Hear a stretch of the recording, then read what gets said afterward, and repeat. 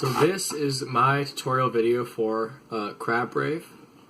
I was a little bit shocked when I looked online and realized that there was no guitar tutorials for Rave, one of the greatest songs of all time. So I decided that I would be the hero who brings this to the general population, the ability to play Rave on the guitar. Okay.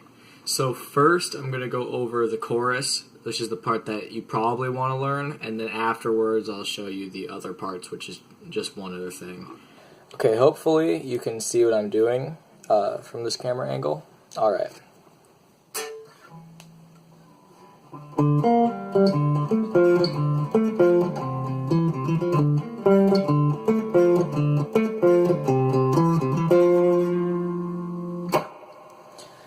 Alright, so this isn't a super easy song, but you can at least do it slow even if you're a beginner. Okay, so I'm going to do that again but slower.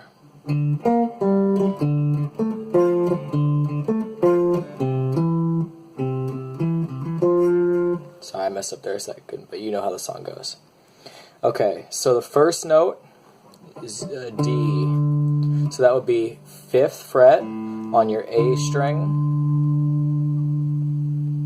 or 5th fret on the second lowest string, which is your A string, which is a D. And then your second note is a B flat on your G string, which is 3rd fret of your G string. So 3 strings up, 3rd fret. So that's, and then you're going to two times you're going to play this G, which is 5th fret on the D string. So that goes. Alright. And then after that, you're going to go back to your D and hit that 2 times. And then you're going to play an A on your D string. And then you're going to play the F on your A string, D string as well. So, and then you do that 2 times. And then you do the C. So that's C, which is the 3rd fret on your A string. And then you go between that and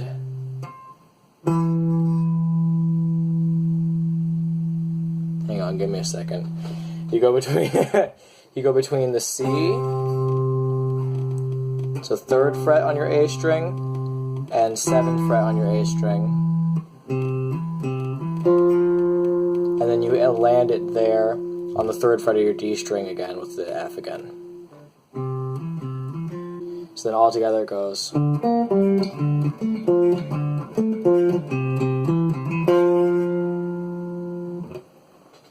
So yeah, practice that. I'll put a tab in the description to make it easier. But yeah. Okay, now on to the verse part of the song, which is the part that I'm putting this later because you probably don't care. But if you do care, it's pretty simple. It's just 3 chords. You can play either a G minor or a G 7th, but I think it sounds better as a G 7, or a G minor 7, that is, which is actually technically a little bit easier than the G minor because there's 1 finger less. So basically you're going to just bar your 3rd fret, and then you're going to put your ring finger on the 5th fret of your A string, and you're only going to play those top 3 strings. So then that's your G minor 7. And then you're going to play a D, but the way that it sounds right, to me at least, is if you play the D power chord, or the D power chord here. You can do as many notes as you want. You can just do the simple 2-finger power chord like this, barring your 5th string, and only playing, obviously, your 4th and 5th strings. Or you can play like that. And then B flat. So this is the same shape as a B chord, like this, but it's 1 back. And it goes slightly strange, so if you really want to follow the song accurately, about halfway through the verse sections, the timing changes a little bit on when you switch chords. And to demonstrate that, I'll just show you from the beginning of the verse into the chorus how that's supposed to sound. And then it happens the same way the second time it happens in the song, and then at the end of the song it doesn't get to that part where it changes. So alright, here's how it would go. Here's how it should transition.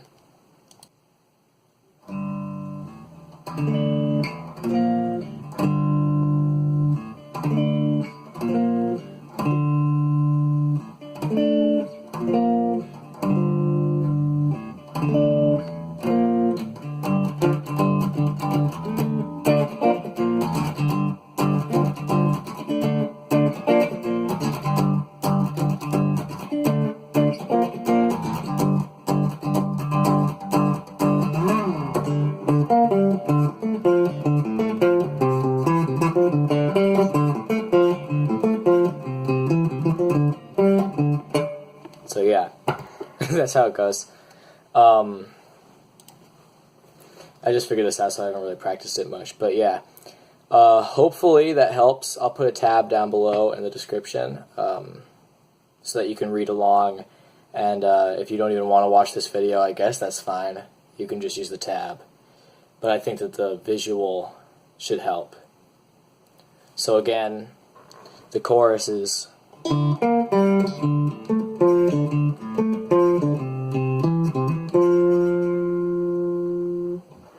Alright. Well, get raving like a crab. Obama is gone.